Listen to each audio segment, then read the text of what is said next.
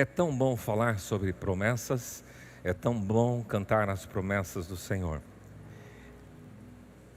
Vou falar hoje sobre uma das cartas do Novo Testamento, que tem 5 capítulos, 108 versículos, 54 advertências. E se um lado a gente gosta das promessas do Senhor, nós podemos também aprender muito sobre as advertências que Deus nos faz. Eu me recordo quando eu era menino, minha avó tinha uma caixinha de promessas. Quantos já conheceram aquela caixinha de promessas? E é gostoso porque tem várias promessas, uma promessa para cada dia, e a gente gosta de receber porque as promessas, elas são como que um lenitivo, um conforto para o coração. E eu não vi nenhuma caixinha de advertências e de alertas, mas eu queria convidar você para pensar sobre esse texto de Tiago 4, 13 a 17. Se você quiser abrir a sua Bíblia aí, seu smartphone, ela impressa ou tablet, nós vamos fazer a leitura, Tiago 4, quase lá no finalzinho do Novo Testamento, versículos 13 até o 17, e você pode acompanhar se quiser também aí nessa tela. O texto bíblico diz o seguinte: atendei agora vós que dizeis, hoje ou amanhã iremos para a cidade tal, e lá passaremos um ano, e negociaremos, e teremos lucros. Vós não sabeis o que sucederá amanhã. Que é a vossa vida? Sois apenas como neblina, que aparece por instante e logo se dissipa. Em vez disso, devíeis dizer, se o Senhor quiser, não só viveremos, como também faremos isto ou aquilo. Agora, entretanto, vos jactais das vossas arrogantes pretensões.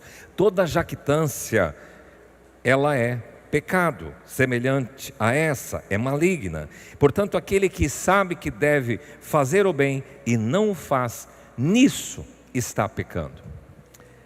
Pai querido, queremos agradecer pelas tuas promessas, agradecer pela tua palavra, porque nela também encontramos os alertas, as advertências, os sinais para que a gente ande na tua presença. Por isso, que o teu Espírito fale aos nossos corações, em nome de Jesus. Amém. Quando falamos da carta de Tiago, quem será esse Tiago? Porque o Novo Testamento fala de uns 5 Tiagos que são mais conhecidos. Um deles é um dos discípulos de Jesus, Pedro, Tiago e João.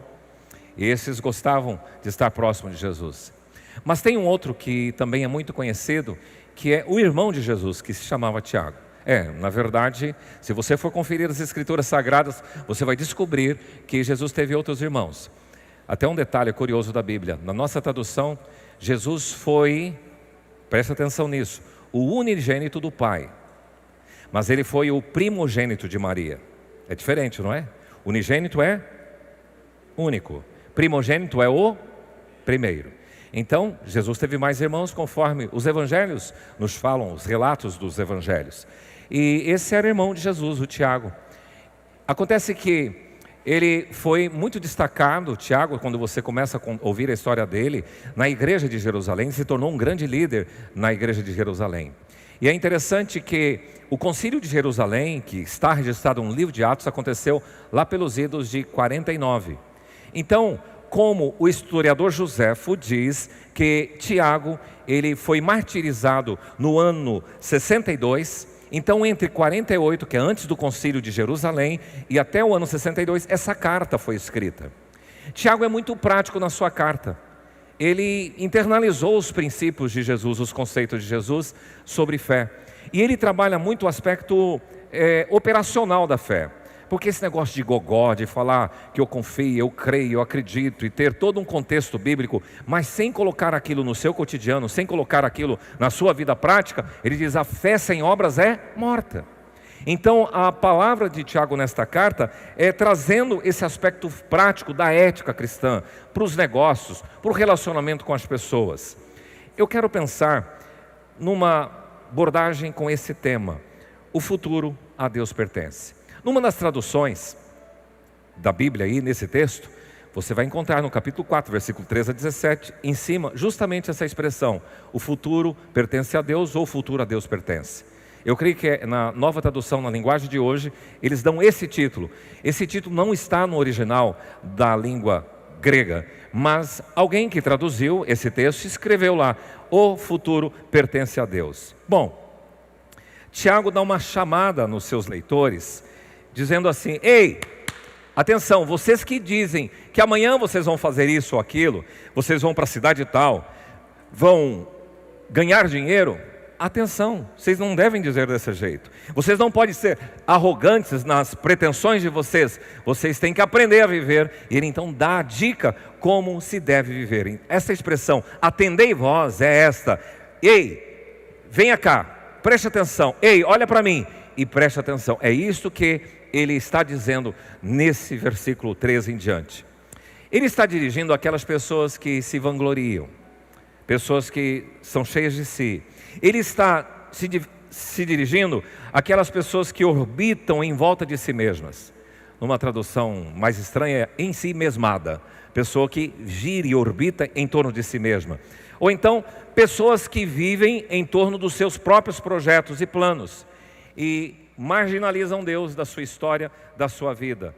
E que se acham e que se gabam das suas realizações. Pois bem, que o futuro pertence a Deus, nós encontramos registrado nas Escrituras. Por exemplo, você vai encontrar lá em Jeremias 10, 23, não está nas mãos do homem o seu futuro, mas lá diz, nas mãos do Senhor.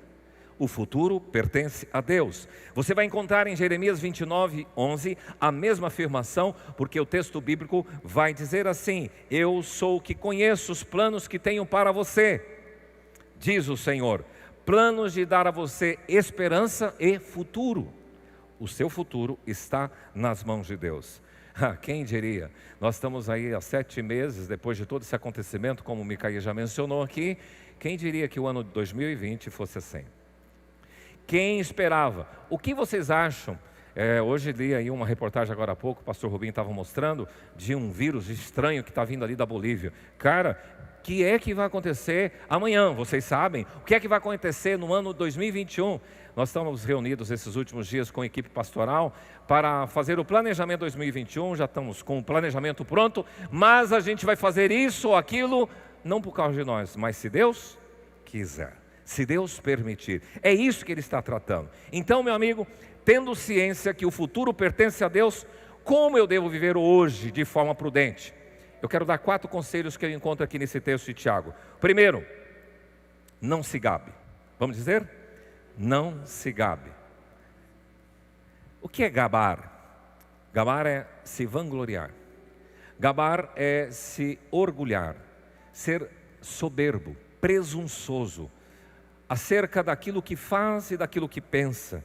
Aqui está em pauta do tipo de gente que gosta de contar papo, de gente que conta vantagem. Inclusive tem um provérbio que diz assim: nada vale, depois sai se gabando. Já ouviram esse provérbio? Os compradores de carro são expertos nisso. Você está com o seu carro para vender, ele chega: não, seu carro tem que fazer isso, tem que fazer aquilo, isso aí vale. Ele põe o teu preço lá embaixo, nada vale. Ele compra e paga o seu carro num preço que ele acha que é o ideal. E você vê que você está perdendo dinheiro. Aí ele sai dessa parada aqui e vai para outra. Cara, comprei uma galinha morta. Comprei um carro fantástico, baratinho. O que é isso? Nada vale. Depois sai se gabando, se vangloriando de um feito. Gabar-se, vangloriar-se, orgulhar-se. Esse texto vai dizer que nós não devemos fazer isso. Por quê? As divagações e as conjecturas estão aí. Vamos para a cidade tal, vamos construir, vamos negociar, vamos passar um tempo lá, vamos montar um empreendimento, vamos realizar isto ou aquilo, vamos ganhar dinheiro, vamos ter lucros. Passaremos, negociaremos, teremos lucro. Será que a advertência aqui está contra os planos? Sim ou não? Não. Os planos são necessários. Os planos e os projetos são legítimos, mas a advertência que não é contra os planos e projetos, mas contra os projetos e planos de pessoas que se consideram autônomas, pessoas que se acham autossuficientes e colocam Deus à margem. É isso que ele está advertindo. Então, o seu futuro pertence a Deus, portanto, não se gabe, seja discreto, seja comedido. E na verdade, talvez Tiago quisesse dizer assim: fale menos e trabalhe mais. Fale menos e faça mais. E coloque Deus na parada. Coloca Deus no seu negócio. Esta é a abordagem que eu encontro aqui. Você sabe que Salomão já havia escrito: antes da ruína, gaba-se o coração do homem, e diante da honra vai a humildade. A humildade traz a honra. O gabar-se traz a ruína, a queda. E é isso que ele está nos advertindo. Agora, como nuvens e ventos que não trazem chuva, assim é um homem que se gaba das dádivas que não fez. Sabe que hoje a gente tem que cuidar, porque as pessoas têm uma tendência de contar muito papo. E a gente tem que ficar alerta quanto a essas pessoas. E a gente pode um dia, vamos abrir comigo lá em Tiago 4, 13 a 17. Eu quero ver com você o que é que Deus diz sobre isso. Tiago está fazendo uma advertência às pessoas arrogantes, pretensiosas, presunçosas, soberbas, que se vangloriam, que são vaidosas, que contam vantagem. O futuro pertence, portanto não se gabe. Segundo aspecto, segundo conselho que ele nos traz, seja humilde. Por quê? Ele mostra a razão disso nesse texto. Versículo 14 está aí: vocês não sabem o que vai acontecer amanhã.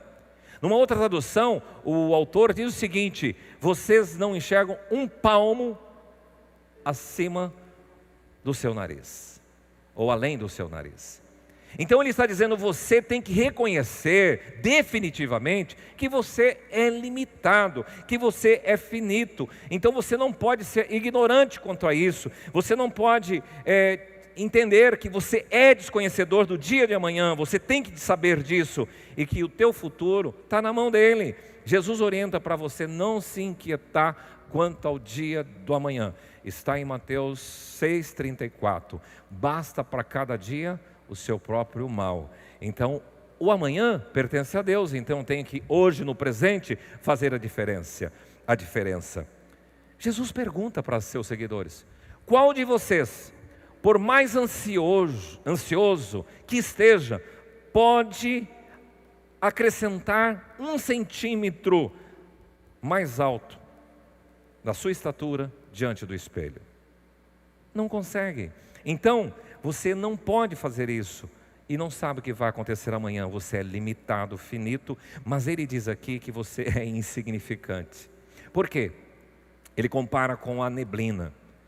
Naqueles momentos que talvez você acorda numa manhã bonita, em Dourados já aconteceu isso, a região aqui da fronteira dá muito disso. Quem já viveu ali em Amambai, quem já foi para a região da Ponta Porã, de repente tem aquela neblina. Veio o sol, dissipa, some a neblina. E Tiago diz assim: a sua vida é como uma neblina que passa, que o sol apareceu e ela se dissipa. Então você é comparado com uma coisa insignificante. E lá você vai encontrar nas escrituras, não só com relação à neblina, mas vai dizer que a sua vida é como erva, a flor do campo que está bonita, mas depois murcha, seca e vai ao pó. A sua vida é como sopro, a sua vida é como pó.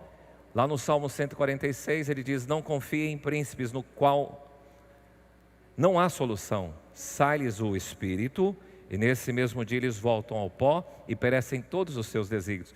Você é pó, você é neblina, você é uma erva que murcha, seca e cai. É isso que ele está dizendo. E é necessário então você entender que o seu futuro pertence a Deus. Portanto você tem que ser humilde, se colocar no seu lugar e entender a sua insignificância. Sobre a humildade, a Bíblia tem várias recomendações. Por exemplo, Provérbios 22:4: o galardão da humildade e o temor do Senhor são riquezas e honra e vida. A humildade traz riquezas, honra e vida. Mateus 11:29, Jesus diz assim: aprendei de mim que sou humilde. Jesus deixou o seu trono de glória.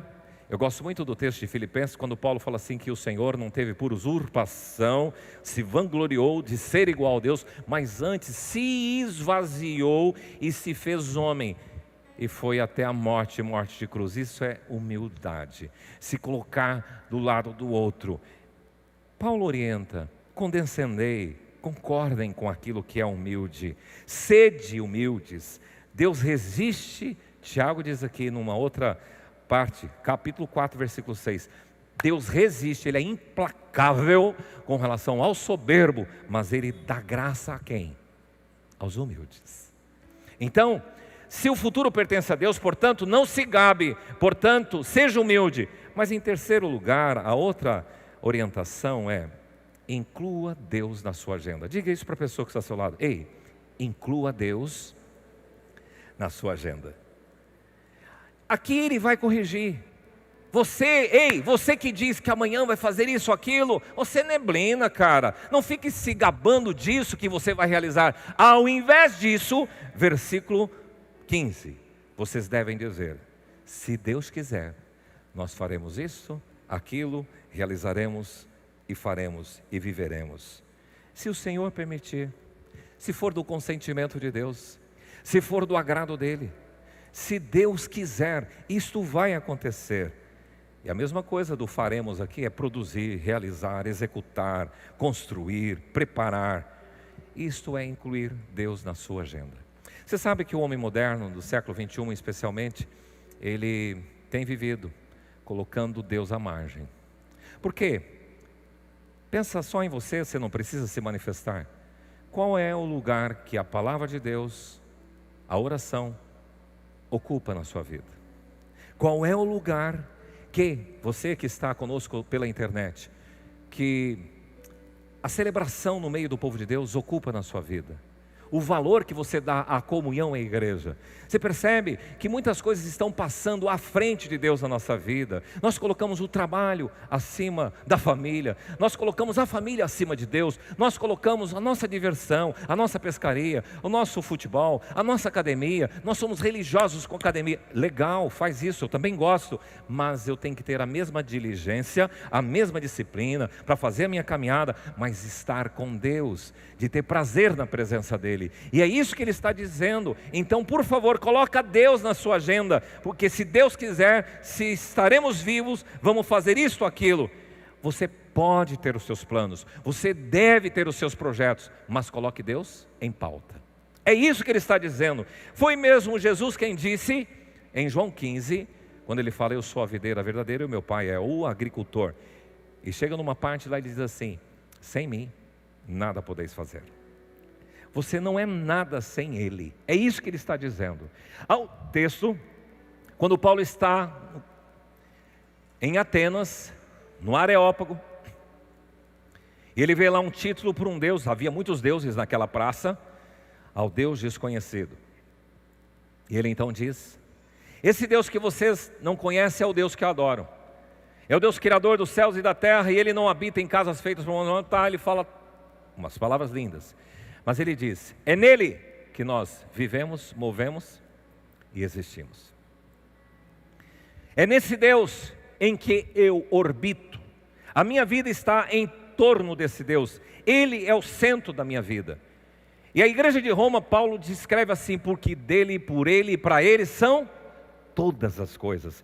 E eu recordo do presbítero Zé Maria Delvigna. Ele chegou a pregar aqui neste lugar, é falecido. E ele dizia que Deus é a causa e a substância.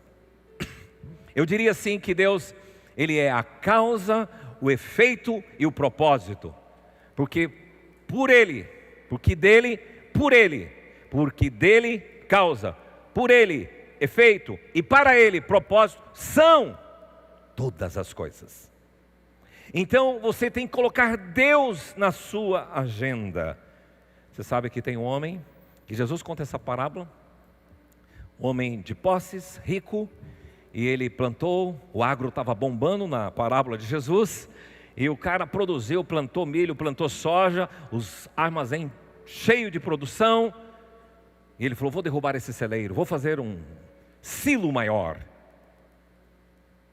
e vou gozar disso, vou viver a vida. E de repente veio uma voz: louco, se hoje pedir conta de tua alma, tudo que você tem, os teus bens, para quem será? E aí a máxima é assim: o que entesoura para si mesmo e não é rico para com Deus é assim como esse homem. Porque a vida de um homem, disse Jesus, não consiste na abundância dos bens que possui. A vida de um homem, Jesus quer dizer que ela faz sentido nele. A vida de qualquer pessoa só faz sentido se Deus estiver na sua agenda, como prioridade, na sua calendário, na sua vida diária. No ano que vem, se Deus permitir, farei isso. Ainda nesse final de ano, se Deus permitir, se Deus for favorável para comigo, vou acontecer isso. Se Deus quiser, vou ter meu filho, vou ter minha filha. Se Deus quiser, vou formar. Hoje eu escutava o pastor Hernandes Dias Lopes, e eu não tinha escutado esse vídeo dele. Ele disse que ele estava para aquela semana, marcado o casamento da filha na quinta-feira. Era uma das coisas que ele tinha sonhado de fazer, planejado. Na segunda de manhã ele descobriu que estava com Covid. E o médico disse, você não pode fazer o casamento da sua filha. É isso. A nossa vida faz sentido nele. E por fim, vamos recapitular comigo quando eu falo que o futuro pertence a Deus, portanto, em primeiro lugar, não se seja. Terceiro, coloque Deus na sua agenda. E quarto, reconheça os seus próprios pecados. Se você for observador, nesse texto você vai encontrar 2 pecados que Tiago destaca. Quais são? Alguém pode me ajudar? Um está fácil, o outro está mais ou menos. Primeiro pecado, orgulho, soberba. Segundo pecado, está aí no texto também. Se você quiser detectar, vê no versículo 17. Portanto, aquele que sabe que deve fazer o bem e não faz, está pecando. Qual é o pecado aqui? Omissão. Sabe que a gente rotula os pecados e a gente fala, esse aqui é pecado, esse aqui é pecado, e alguns até minimizam o pecado. Então, aqui já está dizendo, aquele que se jacta, aquele que se ensoberbece, aquele que se vangloria, está pecando, porque depende de Deus, é neblina, é erva. Mas ele diz que aquele que deixa de fazer e se omite, também está pecando. Falemos um pouquinho sobre essa questão de pecado. Por quê? Algumas pessoas no mundo moderno têm minimizado, têm relativizado o pecado. É comum aquelas pessoas que gostam de novelas, de estarem participando, acompanhando todos aqueles capítulos, e de repente o cara e uma carinha lá não estão bem no relacionamento e se envolve com um affair, um outro relacionamento. E aí, ele era casada com aquele carinha e se envolve com uma outra pessoa. E aí as pessoas, os espectadores, estão torcendo para aquele relacionamento dê certo. Porque o outro cara era ruim, e sempre a TV vai falar isso, né? O casamento, o cara é ruim, a mulher é ruim, mas o outro affair, nossa, aquele cara é o máximo. E é assim que eles proclamam. Só que a gente pega e diz, teve um caso, ou teve um affair, um relacionamento. Qual é o pecado que está estampado numa relação dessa? Adultério. Mas por que a gente não fala, é um caso, é uma fé, também era infeliz? Mas tem outras coisas que a gente relativiza do pecado. Por exemplo, homossexualismo. É uma opção sexual e agora está em moda falar de gênero. Então qual é o seu gênero? A Bíblia diz, tal como adultério, homossexualismo é pecado. Então nós temos que lidar com muita razão nisso. Meu filho é hiperativo, mas no fundo, sabe qual é o pecado? É a indisciplina dessa criança, que os pais não disciplinaram. E isso é pecado, porque a falta de governo, a falta de domínio é pecado. Então nós não podemos relativizar, minimizar as coisas que são erradas. Esse desvio de comportamento é uma doença psicológica. Mas tem algumas coisas, ele abusou, fez pedofilia, porque é um desvio comportamental. Isso é pecado. É isso que nós precisamos tratar. E Lamentações de Jeremias, Jeremias confessa, por que você se queixa, homem mortal? Queixe-se cada um dos seus próprios pecados. Eu tenho que chorar pelo meu pecado, não relativizar o pecado, não minimizar os efeitos do pecado, mas de confessar ao Senhor. Sabe que Davi, numa das orações dele, ele diz assim, que quem há que possa discernir as próprias faltas, absolve-me daquelas até que eu não percebo, daquelas que me são ocultas. Paulo descreve assim, o querer fazer o bem está em mim, mas eu não consigo realizar. O pecado está sempre diante de mim, e eu não posso brincar com o pecado. Ele é destrutivo, ele é letal, e ele pode minar. Quando fala da soberba, do orgulho, está claro. Mas pastor, deixar de fazer o bem, a omissão é pecado? Está aí escrito. Exemplo muito simples para nós. Você tem pessoas mais velhas na sua família. Você tem um pai idoso, uma mãe idosa. Qual tem sido a sua relação e a atenção que você tem dado a esses queridos? É omissão. De alguém que cuidou de você pequeno e que você deve honra, porque a Bíblia assim diz, e você deixa marginalizado, você não cuida, você não dá atenção, você não liga, você não fala com essas pessoas que são queridas para você. Omissão. Eu me recordo que antes da pandemia eu ligava 4, 5 vezes por semana para minha mãe. Hoje eu tenho que ligar de manhã e à tarde. E ela, se eu não ligo, ela já cobra. Onde você estava? O que aconteceu, mãe? Essas pessoas precisam de atenção. E se eu posso fazer o bem e me omito, isso é pecado. Você entendeu? Pois bem, pecado não é somente cometer um erro, infringir a lei, desobedecer a Deus. Eu preciso também entender que a omissão é pecado. Pois bem, é isso. O futuro pertence a Deus. Portanto, vamos comigo. Em primeiro lugar, não se seja coloque Deus na sua e queixe dos seus próprios pecados. Pergunta para fazer a aplicação para o seu coração. Qual seria a pergunta? Primeira pergunta: se o seu futuro pertence a Deus, quais dessas dicas de Tiago são aplicáveis em sua vida? Será que você tem se gabado muito, fala demais? Hora para você refletir. Uma segunda aplicação, segunda pergunta: será que você não tem entendido a sua finitude, insignificância, neblina, erva? Chega diante de Deus, Senhor, não dá. O Senhor é um Deus tão bom e eu aqui, um miserável pecador, dependente da Tua graça. Será que as considerações que você tem que fazer, eu já falei que vou fazer isso, vou acontecer, e não coloquei Deus na parada. Hoje você está sendo chamado a atenção. Se Deus quiser, se o Senhor permitir, isto vai acontecer na minha vida.